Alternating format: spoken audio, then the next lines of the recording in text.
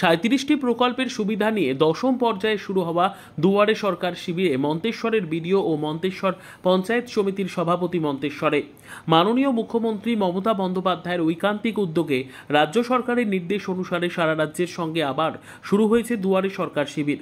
আজ বেলা 12টা থেকে মন্তেশ্বর ব্লকেও 37টি প্রকল্পের পরিষেবা নিয়ে কুসুমগ্রাম পঞ্চায়েতের উদ্যোগে কুসুমগ্রাম তৈবা উচ্চ বিদ্যালয় সংলগ্ন এলাকায় এই দুয়ারে সরকার শিবির অনুষ্ঠিত হয়। কুসুমগ্রাম পঞ্চায়েতের প্রধান উপপ্রধান ইসমাতারা বিবি জানান, আজকের কুসুম পঞ্চায়েতের উদ্যোগে এই দশম পর্যায়ে দুয়ারে সরকার শিবিরে কুসুম গ্রামের বিভিন্ন পাড়ার মানুষজন লক্ষ্মীর ভান্ডার পাট্টার আবেদন, জয় জোহার, কৃষক বন্ধু, স্বাস্থ্যসাথী, খাদ্যসাথী, student credit card, health check up camp সহ 37টি প্রকল্পের সুবিধা পায়। এই দুয়ারে সরকার শিবিরে শিল্পীদের দুয়ারে সরকার নিয়ে গান করতেও দেখা যায়।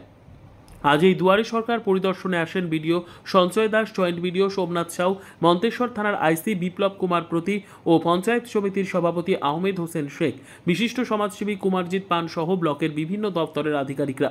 কুসুমগ্রাম উচ্চ বিদ্যালয়ের এই দুয়ারে সরকার শিবিরে বিভিন্ন প্রকল্পের সুবিধা নিতে আসা সাধারণ মানুষের ভিড় দেখা যায় চোখে পড়ার মতো।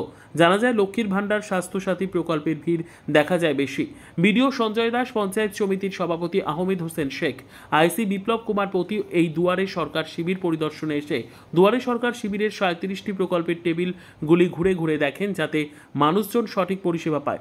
এই দুয়ারে সরকার শিবিরের পরিষেবা পরিকাঠামো দেখে বিভিন্ন প্রকল্পে পরিষেবা নিতে আসা সাধারণ মানুষজন। জ্যোতির্ময় মণ্ডলের রিপোর্ট, সুন্দর বাংলা নিউজ।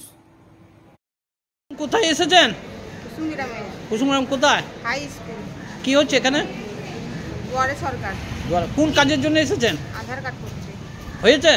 রেশন কার্ড না হয়নি। কি করলেন? ফর্ম জমা দিলেন নাকি? এর আগে করেন নাই? তাই এখানে পরিকাঠামো কিরম রয়েছে? ভালো? মানুষের ভিড় রয়েছে? হ্যাঁ হয়েছে। হয়েছে মানে আপনার কাজে মানে সহযোগিতা পেয়েছেন? হ্যাঁ পেয়েছি। কি নাম আপনার? সুমা হাজরা।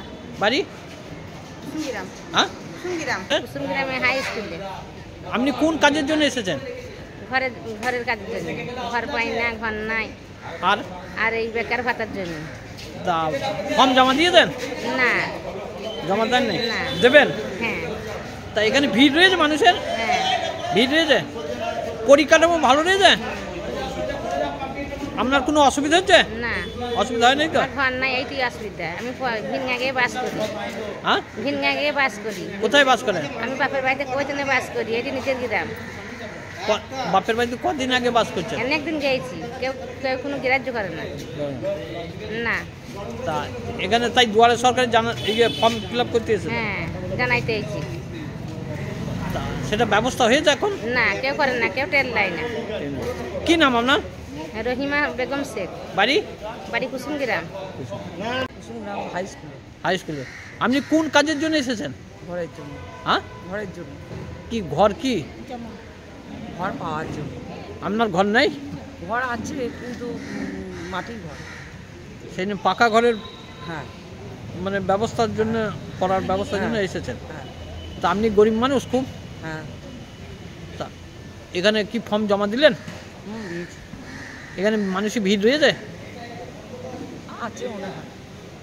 মানে এই দুয়ারে সরকার মানুষের ভিড় রয়েছে? আছে, কম আছে। কম রয়েছে। তা এর আগে ঘরের মানে ফর্ম জমা দেন নাই? হ্যাঁ দিয়েছিলাম। হয় নাই? তা পরিকাঠামো ভালো রয়েছে? এখানকার পরিবেশটা ভালো রয়েছে? কি নাম আপনার? পাড়ায়। বাড়ি? কুসুমগ্রাম।